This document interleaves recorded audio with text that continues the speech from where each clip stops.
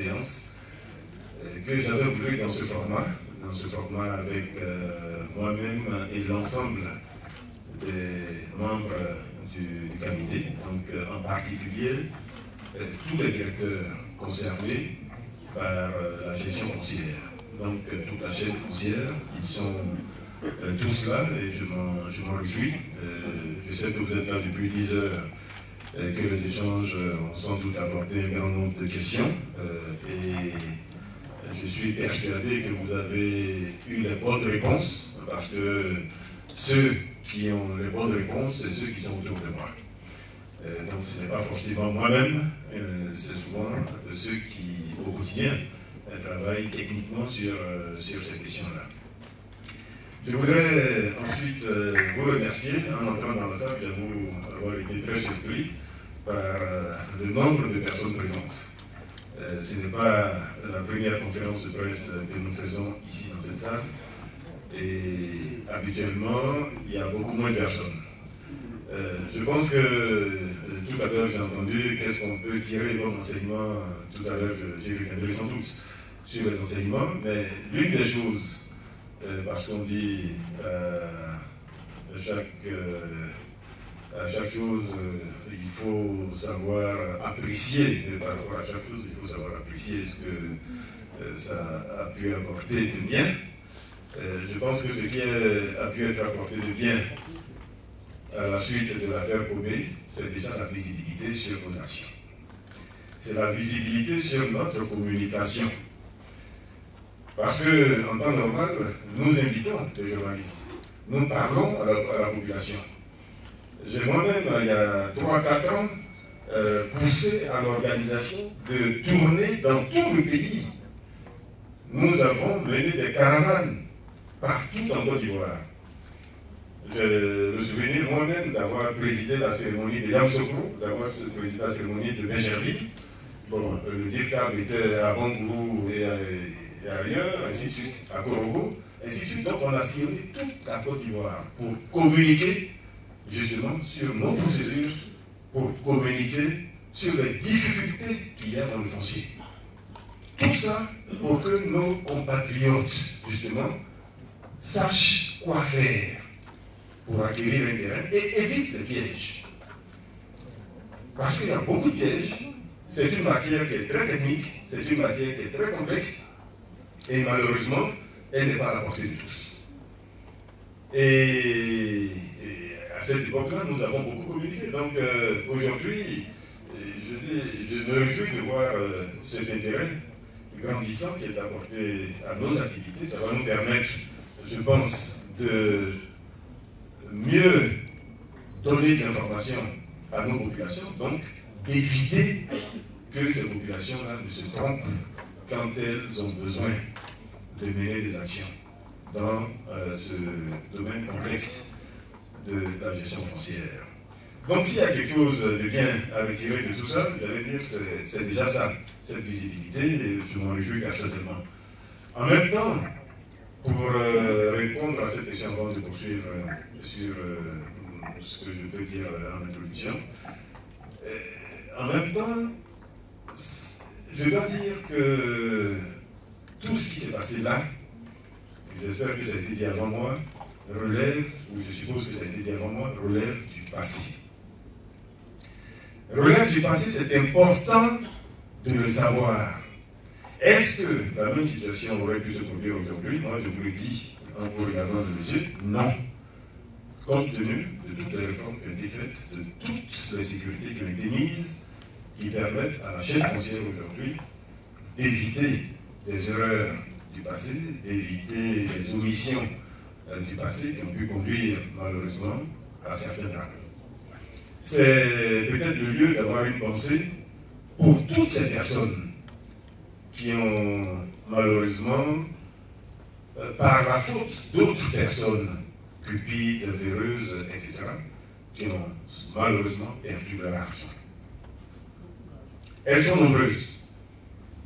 Je pense qu'aujourd'hui, on s'arrête sur quelques cas qui sont emblématiques, qui sont très visibles, mais nous devons de vous dire la vérité. C'est des cas, comme ceux-là, malheureusement, il y en a plusieurs milliers. Il y en a plusieurs milliers. Et ils ont été favorisés par une chose, par la faiblesse principalement, par la faiblesse de l'attestation villageoise. J'ai coutume de dire une chose, et c'est pour ça d'ailleurs qu'on est allé vers la DU. Imaginez que sur une parcelle, il n'y a qu'une seule attestation. Que le nom qui est porté sur l'attestation, c'est le nom qui figure dans le guide qui est au village. Et que le titulaire est capable de produire une carte d'identité pour montrer que c'est lui. Même si vous mettez Satan au ministère de la Construction, il ne pourra pas attribuer ça à quelqu'un d'autre. Voilà. C'est ça la vérité. Donc les problèmes viennent justement des multiples attributions qui sont faites sur certaines parcelles. Si nous n'arrêtons pas cela, quels que soient les efforts qui vont être faits par ailleurs, malheureusement, ça risque de continuer. Et les milliers de victimes dont je parlais tout à l'heure, pour qui j'ai un mot de solidarité, je voudrais avoir un mot de solidarité, ces milliers de victimes-là sont victimes principalement de ces personnes-là qui profitent de la faiblesse de l'attestation villageoise pour se faire de l'argent, pour ne pas utiliser d'autres termes. Mais l'attestation villageoise, on a dû sans doute vous l'expliquer, ce n'est pas le ministère. Il y a eu des lettres d'attribution avant 2013 qui n'ont plus cours aujourd'hui. Depuis la réforme de 2013, c'est l'attestation villageoise. Donc la production et la signature relèvent exclusivement des chefferies. Une fois que je dis ça, je dois aussi dire que notre problème, quand nous parlons de l'attestation villageoise, de l'ADU, etc., ce n'est pas une accusation. Parce qu'on a le sentiment que nous reportons ou nous transférons la faute sur les chefferies. Non. Une chefferie peut être de bonne foi. Mais ça ne veut pas dire que les attestations villageoises qui viennent de son village sont toutes exemptes de problèmes. Donc le problème, c'est la fragilité ou les faiblesses de l'attestation villageoise. Si nous réglons cela, quel que soit le chef qui est là, il n'y aura plus de problème. Quel que soit l'agent qui va être au ministère de la Construction, il n'y aura plus de problème. C'est important de relever cela. Mais comme je pense que cela a sans doute été dit avec la même vigueur avant moi, je ne suis pas inquiet. Sur l'affaire Comé, au-delà donc de ce que je disais tout à l'heure, du fait que cela a permis de mettre la lumière sur nous, cela a permis également de mettre davantage la lumière sur la faiblesse de l'attestation villageoise, cela a permis de comprendre mieux la pertinence de toutes les réformes qui ont été faites. Et en particulier de la réforme de l'ADU, qui, si elle avait existé à cette époque-là, aurait permis d'éviter justement les multiples attributions qu'il y a eu. Sur le lotissement de Messicois, ce lotissement donc de Robité dont on a tant parlé, certains directeurs ici vous ont montré 4 attestations sur la même parcelle. Certains directeurs l'ont montré à la DD. 4 attestations sur la même parcelle. Comment vous pouvez après cela qu'il y ait la paix? Comment vous pouvez penser après cela que les populations soient apaisées? Celui qui a payé et qui n'a pas sa parcelle, c'est normal qu'il se plaigne. C'est normal qu'il pleure. C'est normal qu'il recherche de soutien. Une épaule bienveillante, comme on dit, etc. Mais ce que cette affaire nous permet de dire aussi, c'est que quand il y a une vente ou une cession mal faite, c'est d'abord la responsabilité de celui qui a encaissé l'argent de la cession. Si vous avez compris ça, vous allez commencer à comprendre les flux fonciers. Vous allez vers une communauté, vous payez 3 millions, vous payez 20 millions à cette communauté. Demain, vous arrivez au ministère de la Construction. Nous, on ne vous donne qu'une réponse. Cette parcelle-là, elle a déjà fait l'objet d'une attribution, ou bien elle a déjà fait l'objet d'une demande qui est en cours de traitement. C'est cette réponse que nous vous donnons. Mais face à une situation comme celle-là, un esprit rationnel va repartir vers celui à qui j'ai donné mes 3 millions ou mes 20 millions. Mais pourquoi vous ne faites pas ça? Et puis vous vous arrêtez devant nous à pleurer, à taper, à crier, à nous insulter. Là où nous on a fait que vous donner une réponse, que vous aurez d'ailleurs pu avoir avant même de payer. Puisqu'aujourd'hui, on vous donne la possibilité de consulter, de nous appeler, d'avoir même un état de manière qui ne coûte que 5 000 francs sur la parcelle avant éventuellement de vous engager. On vous donne toutes ces possibilités. Vous payez là-bas. Ce n'est pas le ministère qui encaisse. Il est important de le dire peut-être à nos populations aussi. Quand on vend une attestation, ce n'est pas le ministère qui encaisse. Quand vous venez au ministère pour démarrer votre procédure d'acquisition de la CD, vous payez les frais administratifs. 60 000 francs, 70 000 francs, 100 000 francs. Et après cela, le traitement est fait jusqu'à la conservation foncière, où on va vous appeler pour aller payer les frais d'aliénation, d'enregistrement et de publication. Mais ça, c'est dans les caisses de l'État, c'est au trésor. Donc, pourquoi cet acharnement contre le ministère? Pourquoi cet acharnement contre le ministère? Qui n'a fait que vous donner la réponse qu'il a dans ses livres en fonction du traitement qu'il fait tous les jours des parcelles en milieu urbain en Côte d'Ivoire. Donc là, s'il y a un conseil à donner ou une leçon à tirer de toutes ces affaires-là, c'est que quand vous avez mal acheté, malheureusement, comme disent les juristes, vous risquez de payer 2 fois. Achetez bien. Et quand il y a un problème au niveau de l'achat, le mieux, c'est de retourner voir celui qui vous a vendu la parcelle. Souvent, il a encore votre argent. Vous pouvez vous arranger avec lui pour vous faire rembourser.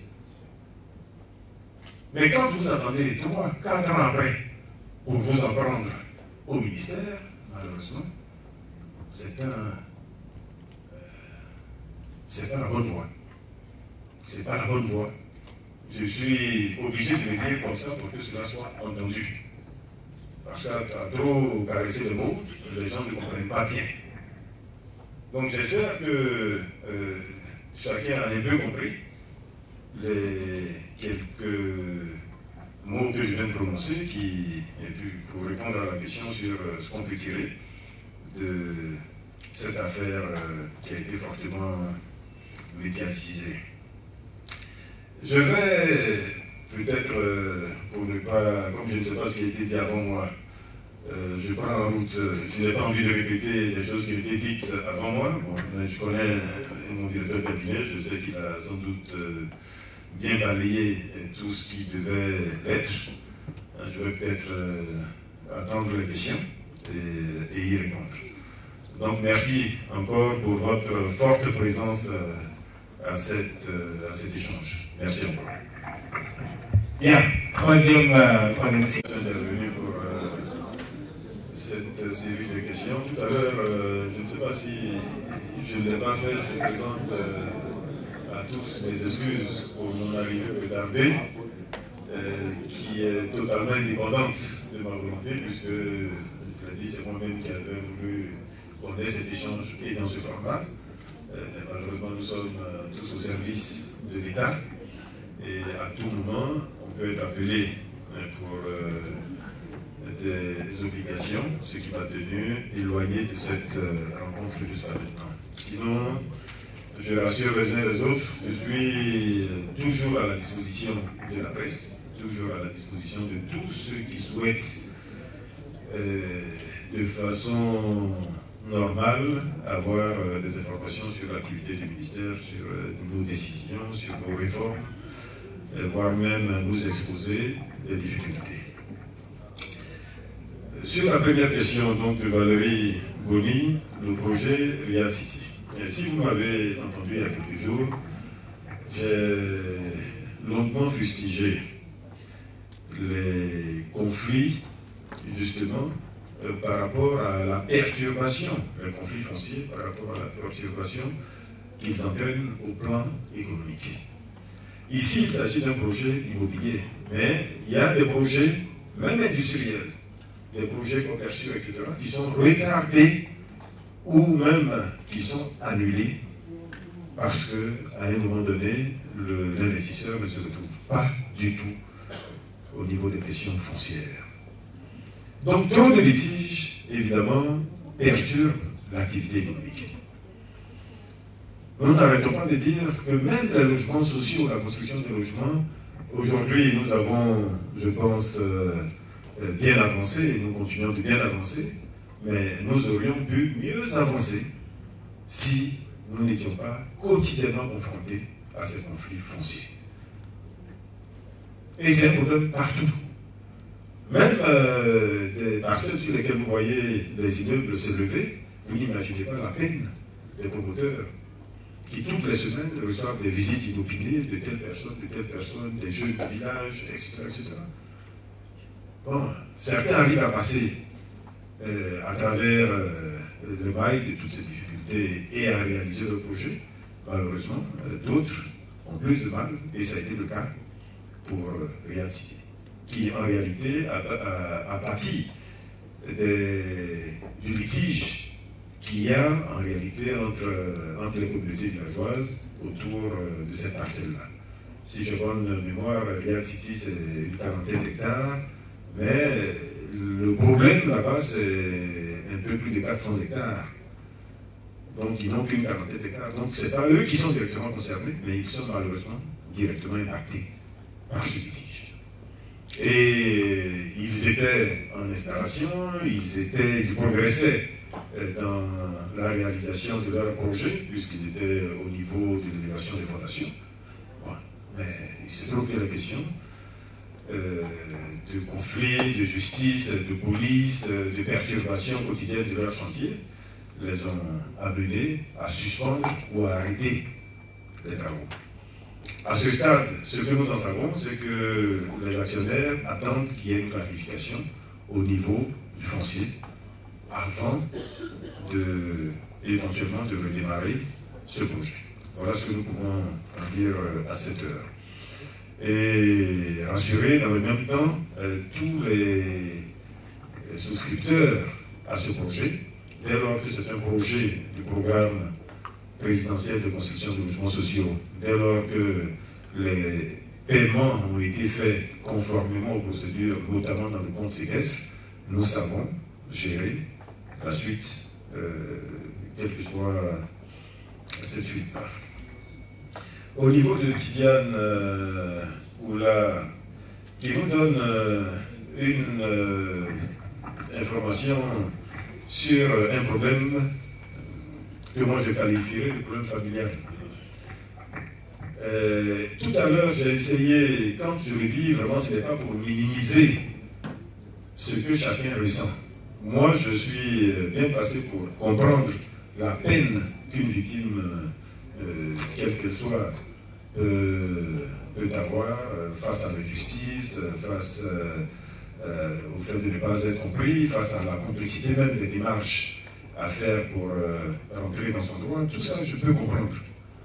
Mais malheureusement, je suis obligé de le dire de façon à ce qu'on n'ait pas l'impression que ce sont de petits cas que nous ne réglons pas. Des situations comme celle-là, il y en a des milliers. Malheureusement. L'amende des milliers, quand moi je regarde, c'est apparemment un document qui peut être sans doute faux, un document qui, vous dites vous-même, a été signé par l'une de vos sœurs, même si elle n'est pas là. J'allais dire, il y a tellement de possibilités que dans une conférence de presse comme celle-là, on ne peut pas vous répondre. Et le conseil que nous donnons dans ce genre de situation, c'est d'aller vers la justice. Nous sommes un État de droit et nos process sont faits de telle façon que vous avez toujours une voie de recours. Le ministère peut se tromper. Le ministère peut se tromper. Peut se tromper de bonne foi, peut se tromper de mauvaise foi, peu importe. Mais vous avez toujours la voie de la justice qui va réparer éventuellement ce que le ministère aura gardé avant. Donc il n'y a rien qui soit définitif.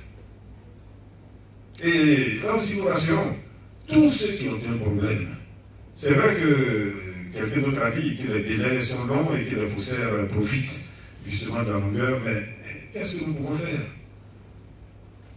Si on ramène tout au ministère, ce sont les mêmes personnes qui diront, mais voilà, ils sont déjà voleurs, on va leur dire encore de juger les affaires, donc au contraire, ils vont continuer à voler.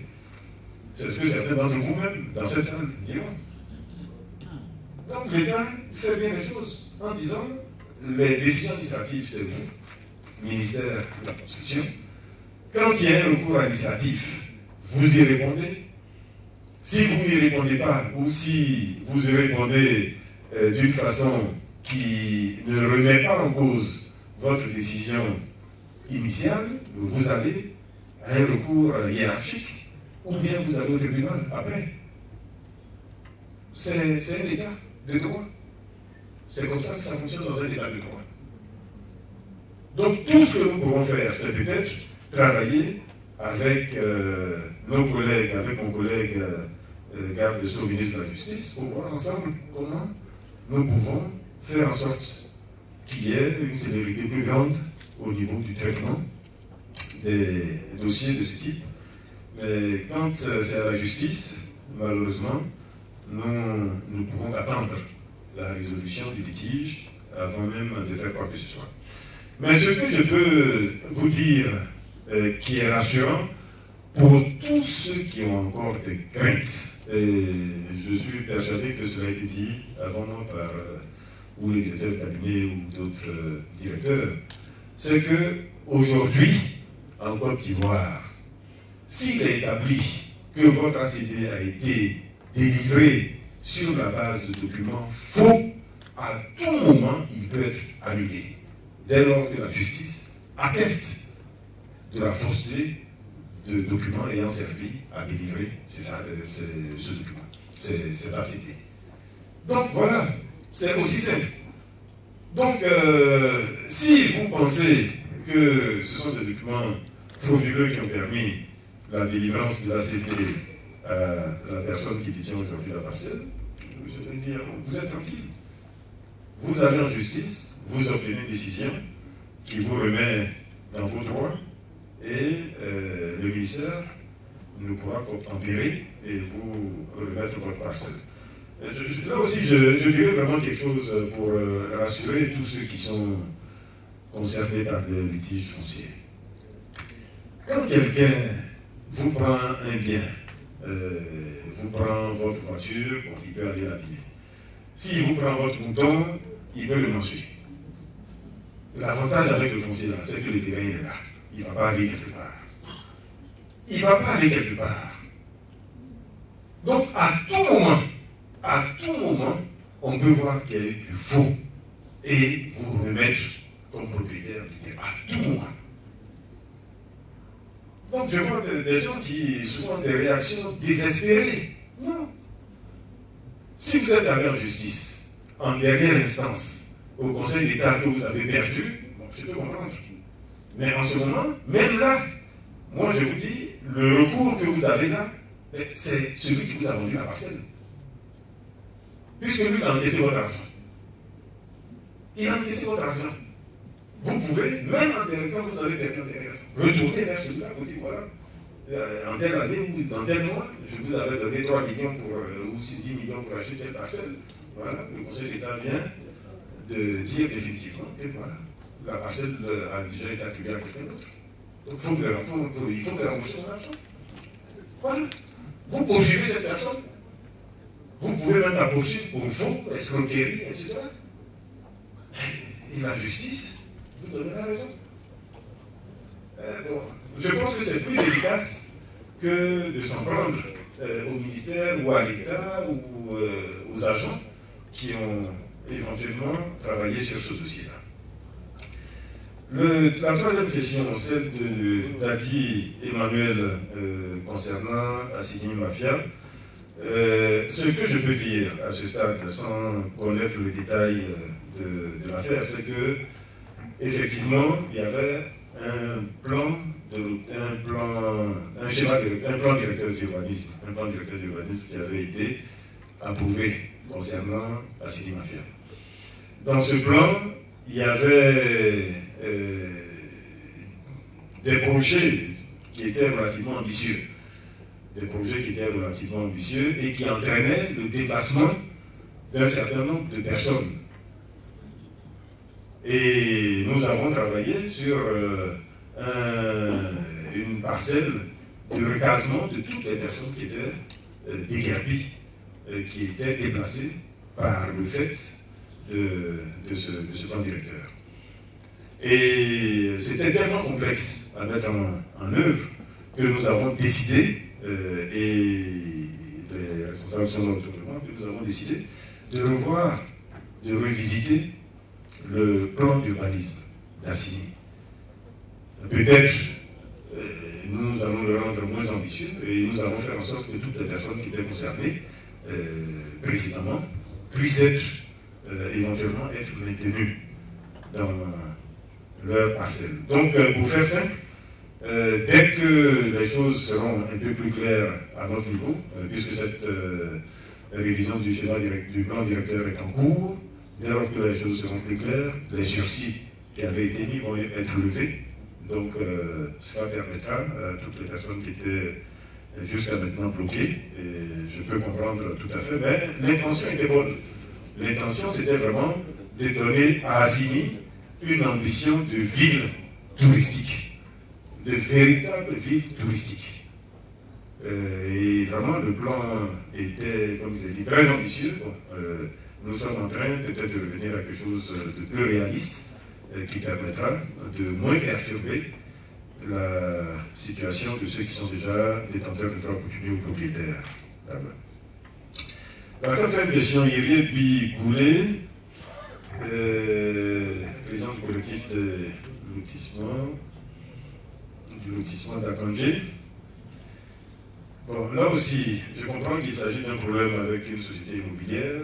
Je comprends que vous avez fait recours administratif, que nous n'avons pas répondu, donc vous êtes allé au Conseil d'État. C'est la procédure. Et je comprends aussi que le Conseil d'État vous a donné raison. À moins que je n'ai pas compris cette partie-là de votre propos. Mais si le Conseil d'État vous a donné raison, mais je vais dire, pourquoi vous revenez encore pour dire oui, c'est quelqu'un qui est sous la coupe du ministère? Mais vous avez raison, c'est votre terrain, vous le dégagez. C'est comme ça que ça se passe. Non, mais vous vous référez à la police. Vous demandez à la police de vous mettre à disposition des forces pour rentrer dans votre droit. C'est votre droit. Vous avez une décision de justice définitive. N'attendez pas que ce soit le ministère qui revienne encore. Souvent, les gens n'imaginent pas la lourdeur de notre mission. Notre mission, elle est nationale. Notre mission, elle est nationale. Elle concerne toutes les parcelles de Côte d'Ivoire. Quand vous promenez en ville partout, vous allez voir le contrôle des constructions, ce qui se fait, et le contrôle des lotissements, ce qui se fait. C'est un travail qui absorbe complètement les ressources qui sont aujourd'hui à disposition du ministère. Nous avons nous-mêmes, à certains moments, souhaité être renforcés, surtout au niveau forces d'ordre, pour pouvoir justement mener des actions comme celle-là. Mais tant que nous n'avons pas cette capacité, nous sommes obligés de nous référer au ministère dont c'est la mission. Même pour nos propres déguerpissements, je vais vous le dire, sur des sites qui appartiennent au ministère, des sites, par exemple, affectés aux logements sociaux, et c'est ce que nous faisons. Nous écrivons au ministère de l'Intérieur et de la Sécurité qui nous met à disposition des forces qui nous permettent d'aller dégager. Donc, vous avez cette chance d'avoir tout bien allié vous concernant. Donc, moi, je pense qu'il faut recourir à la force et reprendre votre parcelle. La cinquième intervention de Kevin Nian, bon, du parti Force Citoyenne, bon, je suppose que c'est en tant que concerné par les questions foncières que vous êtes là, pas en tant que président du parti. Bon,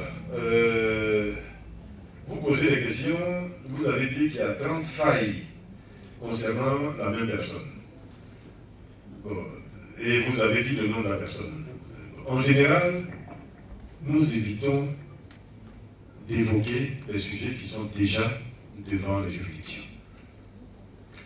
Mais néanmoins, ce que je peux vous dire à cette date, à notre connaissance, à nous, peut-être qu'il y a des litiges qui ne sont pas portés devant les tribunaux ou qui ne sont pas portés à notre niveau.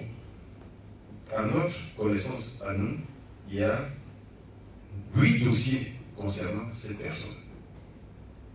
Il y a exactement 8 dossiers concernant cette personne, dont au moins 3 présentent des questions, posent des questions. Voilà ce que nous avons à cette heure. Maintenant, si vous parlez d'une trentaine, peut-être c'est à vous de nous donner les éléments qui vont nous permettre de nous renseigner sur les 30, s'ils sont chez nous, et de voir quelle position avoir. Mais je vous dis, en l'état, à 7 heures, ce qui est connu du ministère de la Construction, je viens de poser la question au directeur général de l'urbanisme et du foncier, qui m'a confirmé ce chiffre que j'avais déjà depuis au moins 2 semaines. À propos de ce qui, vous dites que certaines personnes ont construit sans terminer de construire. Bon, ça, malheureusement, placé dans cette position, je peux difficilement me réjouir. Mais là aussi, nous n'arrêtons pas tous les jours. Nous n'arrêtons pas tous les jours de demander à tous ceux qui veulent construire de demander au préalable un permis de construire. Beaucoup ont construit sans doute par ignorance. Mais nous voyons, parce que malgré toute la communication que nous faisons, nous voyons encore des personnes aujourd'hui qui construisent sans permis de construire. Donc on ne peut plus dire que ce soit par ignorance. D'ailleurs on dit nul n'est censé ignorer la loi. Donc vous êtes tous des journalistes, des blogueurs, des influenceurs. Aidez-nous peut-être dans cette mission de communication. Que ces actes d'incivisme, parce que je ne peux mettre ça que sur ce compte-là, ou c'est de la reconnaissance, ou c'est de l'incivisme, mais si nous avons des cas plus précis ou le nom de maître d'ouvrage ou de propriétaire là-bas, nous serons en mesure de nous renseigner, de vous dire. Mais ce que nous notons dans toute la ville d'Abidjan, malheureusement, c'est de nombreux actes d'incivisme. Et les nombreuses constructions que j'avais réalisées sans permis de construire, volontairement ou involontairement. Quand c'est volontairement, c'est un problème de communication, et aidez-nous dans ce cas à faire cette communication vers les populations. Nous-mêmes, nous la faisons tous les jours. Vous nous voyez sur le plateau, vous nous voyez dans la ville, puisque j'ai dit que nous avons fait des caravanes à travers toute la Côte d'Ivoire, donc vous nous voyez en parler chaque fois que nous le pouvons. Mais quand quelqu'un le sait, et malgré cela ne le respecte pas, là ça devient l'incivisme. Et là, bon, c'est un problème sociétal, et c'est à nous tous peut-être d'y trouver une solution. La 6e intervention de Abbas Sylvain, mon cher Siro, qui m'en a déjà parlé au téléphone. Bon, et je sais qu'il est en contact avec certains de mes collaborateurs pour trouver une solution à ce problème-là. Bonoumé, c'est bien Bonoumé, n'est-ce pas? Pardon. Ce lotissement, je ne le connais pas. Je ne pense pas que ce soit le lotissement lui-même qui pose problème. C'est peut-être juste un problème sur votre lot, ce qui est compréhensible. En ce moment, si vous avez, parce que j'ai cru noter, si je n'ai pas bien noté, vous me corrigez, que vous avez une attestation villageoise, est-ce que vous avez un titre de propriété définitif, un ACD? Vous n'avez pas d'ACD. Et l'autre, est-ce qu'il a un titre de propriété définitif? Ils ont fait 2 ACD sur le même terrain. Non. Ah oui, vous me donnez l'occasion vraiment de donner des réponses cinglantes. Voilà. C'est différent. Le DGDF dit que le terrain était scindé en 2. Donc c'est comme ça qu'il y a un demi-ACD, si vous voulez, sur un côté et un demi-ACD sur l'autre. Mais ça fait toujours un ACD. Sur une parcelle, vraiment, je le dis avec force, sur une parcelle, moi ça fait 6 ans que je suis dans cette fonction, je n'ai jamais vu 2 ACD sur la même parcelle. Il y a certains qui sont plus anciens autour de moi, et quand je leur pose la question, est-ce que tu as déjà vu 2 ACD sur la même parcelle? Ils me répondent jamais. Et les procédures qui sont mises en place permettent ou empêchent que cela puisse se faire. Ce n'est pas possible. Même si dans la chaîne, à un moment donné, il y a une erreur, l'erreur sera rattrapée au dernier moment, au stade de la vérification. Donc, il est impossible que 2 ACD aient pu être émis par le ministère de la Construction, du Logement et de l'Urbanisme. C'est impossible. C'est impossible, d'autant plus qu'il y a d'autres acteurs dans la chaîne qui peuvent éventuellement corriger nos erreurs à nous. Il y a la conservation foncière qui délivre les titres de propriété, les titres, qui crée les titres. Si un titre n'est pas créé, l'ACD ne peut pas être signé. Et avant la création du titre, il y a ce qu'on appelle le blocage contradictoire. Et d'autres vérifications sont faites là-bas. Et quand il crée le titre, bien entendu, puisque c'est la banque du foncier, le titre, il est forcément unique. Donc, même si on se trompe chez nous, là-bas, ça va se corriger. Et même si eux se trompent, ça revient chez nous au moment de la finalisation, on va voir que sur ce lot, sur cette parcelle-là, il y a déjà un ACD. D'autant plus qu'aujourd'hui, nous sommes numérisés, ce qui n'était pas le cas il y a quelques années. Donc, tous ces plans-là sont numérisés et on peut parfaitement s'en rendre compte avant même. Donc, voilà, je referme la parenthèse pour dire qu'il n'y a pas deux ACD sur la parcelle. Ce que mes collaborateurs me disent, c'est qu'il y a peut-être eu un problème avec un collaborateur, avec l'un de leurs collaborateurs. Ce qu'ils me disent, c'est que des actions déjà ont été entreprises au plan administratif contre ces collaborateurs-là. Voilà. Donc, je vais vous demander, pour ne pas régler votre problème en public, de prendre attache avec M. Karakouma, directeur général de l'urbanisme et du foncier, voilà, qui aidera à trouver une solution. Pour tous les autres d'ailleurs, c'est la même chose. Hein. Pour tous les autres aussi, je n'ai pas dit la même phrase. Là où vous avez vraiment des difficultés à avancer sur des problèmes spécifiques, n'hésitez pas à rentrer en contact avec nos collaborateurs, et en particulier nos collaborateurs en charge des questions foncières. Voilà. Je pense que je suis à la fin, puisqu'il y avait 6 interventions, je suis bien à la fin de cette série de questions. Et je me tiens à votre disposition s'il y en a d'autres. Ok. Merci beaucoup, M. le ministre. Alors, d'accord, je pense que c'était la dernière série de questions.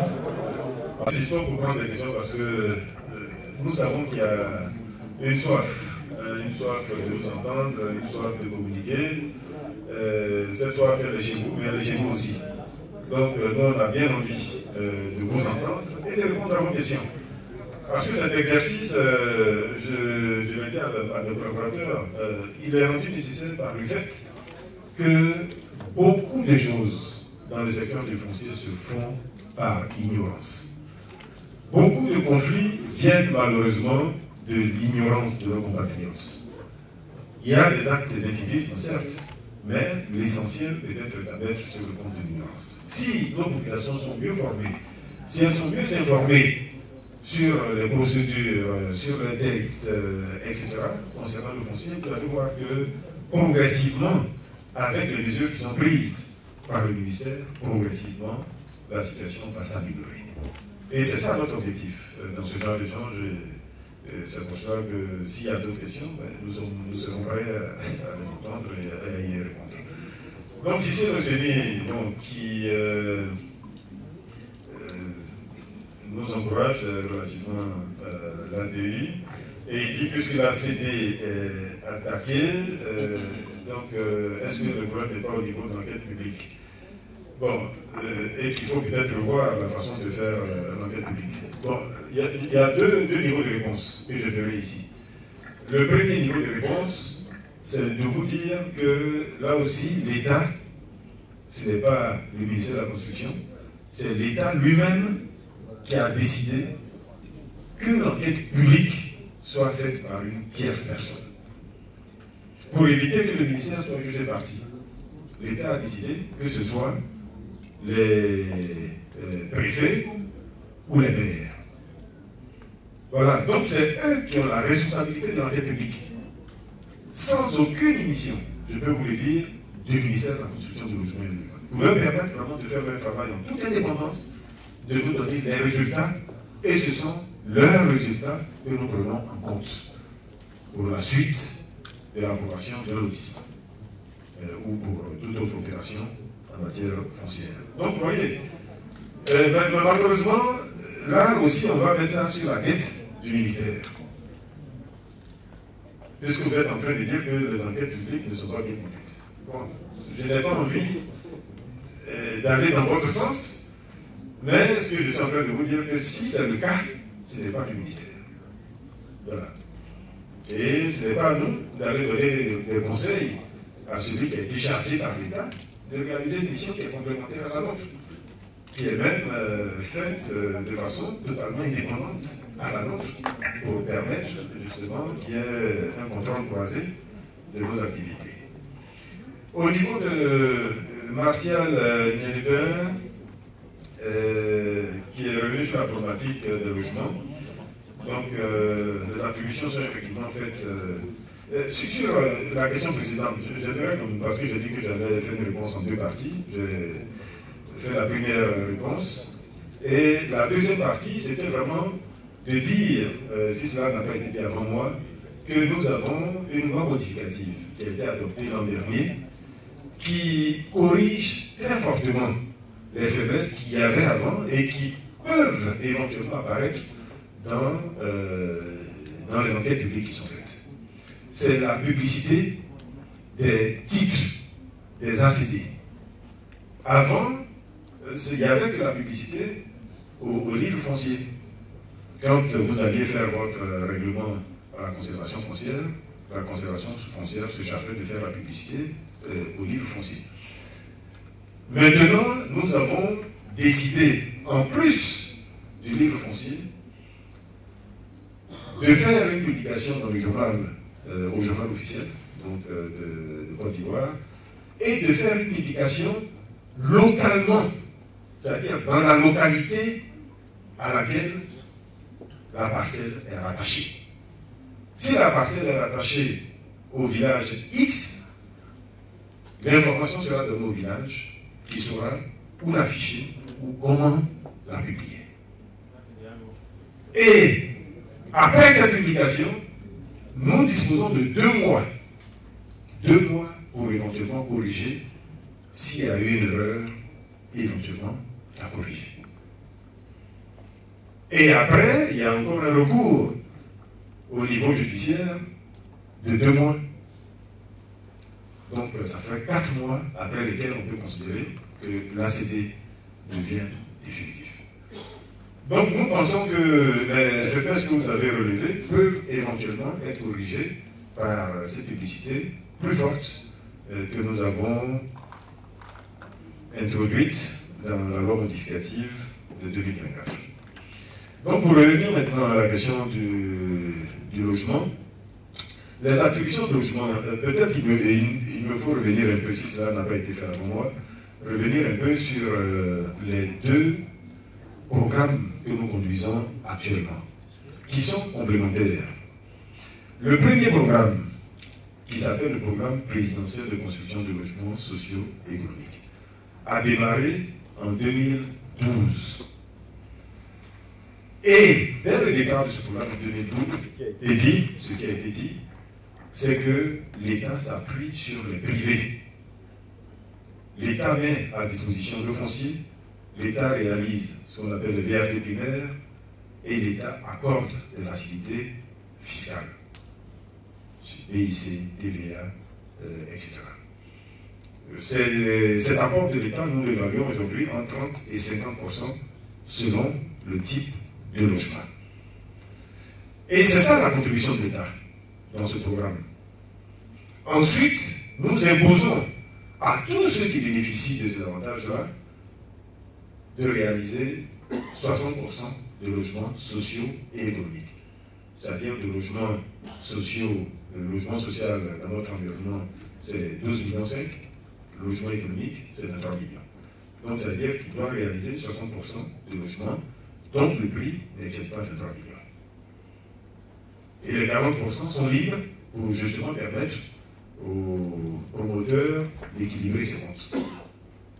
Donc voilà l'articulation qui a été faite depuis 2012. Et c'est pour ça qu'on est très surpris quand on voit les gens aujourd'hui se réveiller et dire oui, mais tel programme est réalisé par tel promoteur. Mais ce promoteur est agréé par le ministère. Ce promoteur a une convention avec l'État de Côte d'Ivoire, dans laquelle il est clairement dit qu'il bénéficie de ci, de ça, etc., etc. Et il a l'obligation de réaliser tel nombre de logements. Il y a des conventions que nous avons signées pour 3 000 logements, d'autres pour 5 000 logements, d'autres pour 10 000 logements. Et ce sont ces conventions-là qui sont appliquées sur le terrain par ces promoteurs. Ensuite, ces promoteurs commercialisent ces logements. Voilà donc ce qu'est le programme présidentiel de construction de logements sociaux et économiques. Bien évidemment, dans l'esprit de ceux qui étaient là à cette époque-là, ces programmes devaient prioritairement revenir à ceux qui avaient le moins de moyens. Et à l'époque, effectivement, des règles avaient été établies, notamment être ivoirien, avoir un revenu du foyer qui n'excède pas 400 000 francs et être primo-accédant. Voilà les quelques règles qui, à l'époque, avaient été établies. Mais bien évidemment, nous avons, au moment de la réévaluation de ce programme, il y a 2-3 ans, vu qu'il y a quelque chose qui manquait. C'est que tout le reste pouvait bien marcher. Je ne vais pas revenir sur l'ensemble des réformes qui ont été faites, peut-être que ça a été dit avant moi, je ne sais pas. Mais on a dit, ce qui manque sans doute, c'est la cible, l'atteinte de la cible. Donc comment faire pour toucher de façon plus forte ceux qui sont concernés par la cible du programme présidentiel, c'est-à-dire les gens qui ont le moins de moyens. Et nous avons compris que le faire dans le cadre du premier programme aurait été utopique. Parce que ce sont des promoteurs privés, ce sont des gens qui ont investi et qui recherchent bien évidemment le plus rapidement possible le retour sur leur investissement. Donc nous avons décidé là de conduire un autre programme, un deuxième programme, c'est celui qui s'appelle le programme d'urgence de 25 000 logements socio-économiques. Ce programme d'urgence étant, lui, exclusivement composé de logements en location-vente ou en location simple. Parce que nous avons parfaitement compris que c'est par la location-vente et par la location simple qu'on peut atteindre ce type de population. Des personnes qui ont des revenus faibles, des personnes qui ont les revenus non constants, qui ne sont pas bancarisés, etc. La seule façon, c'est d'allier avec l'allocation-vente et avec l'allocation simple. Bien entendu, avec le soutien de l'État pour réduire le plus possible les loyers que ces personnes-là auraient à payer. Donc ce programme vient de démarrer, puisque le premier lancement, c'est celui qui s'est fait sur le site de la BAE à Yopougon. Le deuxième lancement avec M. le Premier ministre, c'est celui qui s'est fait sur le site d'Apézedi au PK24. Et nous avons d'autres sites qui sont prévus pour être rapidement mis en valeur. Donc ce programme se conduit en parallèle du premier. Et c'est sur ce deuxième programme, puisque là, effectivement, nous souhaitons atteindre la cible que nous avons décidé de créer, ce qui s'appelle la Commission nationale d'attribution des logements sociaux. Pour que l'attribution ne se fasse pas comme ça, à la tête du client, ou par une personne qui est assise au ministère qui décide de privilégier tel ou tel. Là, c'est une commission, c'est une vingtaine de membres. Une vingtaine de membres, certains du ministère, certains d'autres ministères, certains même de la société civile, etc. C'est une vingtaine de membres. Et c'est cette commission qui va définir les conditions d'accès et qui va ensuite procéder à l'attribution. Pour que cela se fasse dans la transparence. Donc vous m'avez compris, la CONALOG n'est pas concernée par le premier projet, puisque chacun des promoteurs continuera à commercialiser. Mais par contre, pour le projet de 25 000 logements socio-économiques, là, effectivement, c'est la CONALOG qui va être impliquée. Et là, nous arrivons à le faire parce que l'État a recherché par lui-même des ressources financières. Parce que là, il faut des ressources adaptées. Il faut des ressources longues, à maturité longue. Il faut des ressources concessionnelles au niveau taux d'intérêt. Donc l'État, aujourd'hui, arrivera à faire de l'allocation vente ou de l'allocation simple, de l'allocation vente sur 20 ans. L'allocation simple, c'est encore plus facile, puisque là, tout le temps de l'allocation, le bâtiment continuera d'appartenir à l'État. Donc l'État amortira sur une durée d'amortissement et ensuite verra s'il faut céder le logement en question ou s'il faut continuer à recouvrer des loyers pour investir dans d'autres logements. Donc voilà, pour vous permettre de mieux comprendre et de comprendre pourquoi la CONALOG concerne certains aspects de nos programmes et pas d'autres. Francis Kofi, question d'actualité. Bon, là je vais donner une réponse rapide. Premièrement, nous ne sommes pas concernés.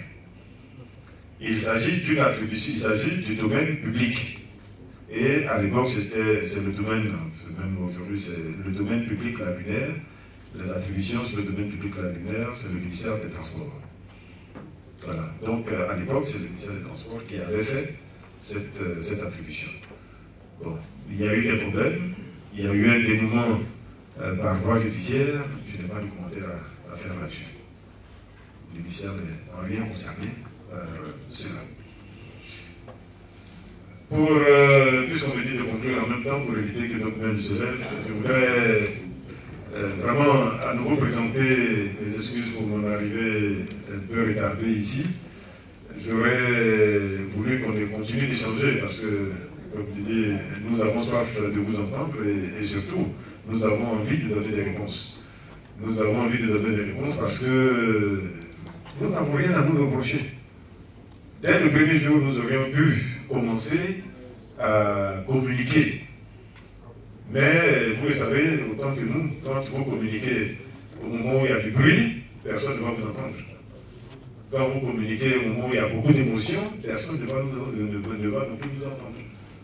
Donc nous avons fait le choix, délibéré avec mes collaborateurs, d'attendre que la situation s'apaise un peu et que les personnes qui vont nous écouter soient plus réceptives. Nous pensons que c'est le cas aujourd'hui, donc nous allons amplifier cette communication qui n'a pas été démarrée aujourd'hui. Certains, comme je l'ai dit, découvrent peut-être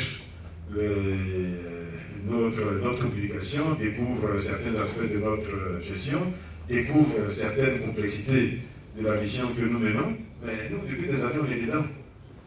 Et on vit ça tous les jours. On vit ça tous les jours. C'est vrai que ces problèmes-là sont venus sur la place publique, donc ça a permis à l'opinion de s'en saisir, mais nous gérons ces problèmes tous les jours. Je voudrais vraiment terminer par ça en disant que la plupart de ces problèmes, parce que si j'aurais pu le faire, par exemple, je vais poser la question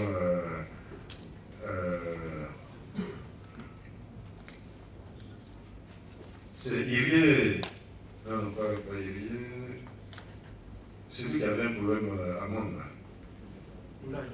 Oulaï. Il est parti. Bon, d'accord. Sinon, je vais poser juste la question de savoir à quelle année ça s'est fait. Pour vous permettre de comprendre qu'en réalité, la plupart des problèmes que nous sommes en train de traiter aujourd'hui, la plupart des problèmes qui surgissent aujourd'hui, qui sont mis sur la place publique aujourd'hui, c'est des problèmes anciens. C'est des problèmes anciens. Certains nous diront oui, mais c'est le RHGP. Oui, le RHGP, ce n'est pas une affaire de parti premièrement. Et puis deuxièmement, une administration, quelle qu'elle soit, tous les jours s'améliore.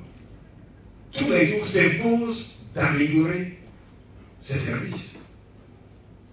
Nous avons une mission qui est importante, qui concerne toute la population ivoirienne. Et notre volonté à nous, c'est de faire en sorte que demain, il n'y ait plus de problèmes fonciers en Côte d'Ivoire.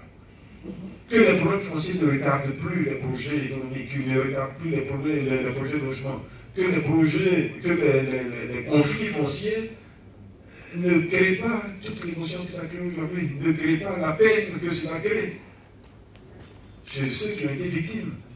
C'est ça que nous voulons éviter avec toutes les réformes qui ont été faites. Et je voudrais vraiment que cela soit entendu. Ne politisons pas ce qui n'est pas de la politique.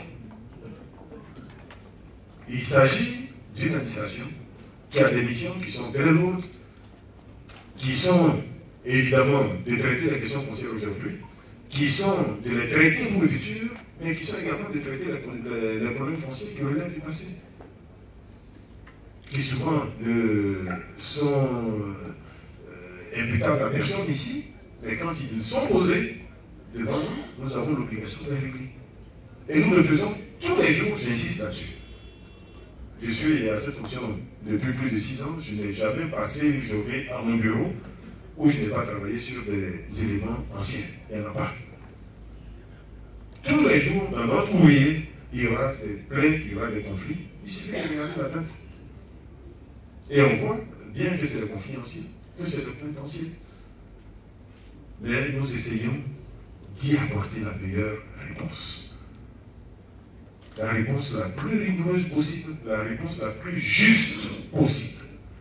Et je vais terminer sur ça, sur l'aspect juste. Justice. Chacun aura compris. Je vous remercie au nom de tous les collaborateurs à m'écouter et bonne suite. Merci.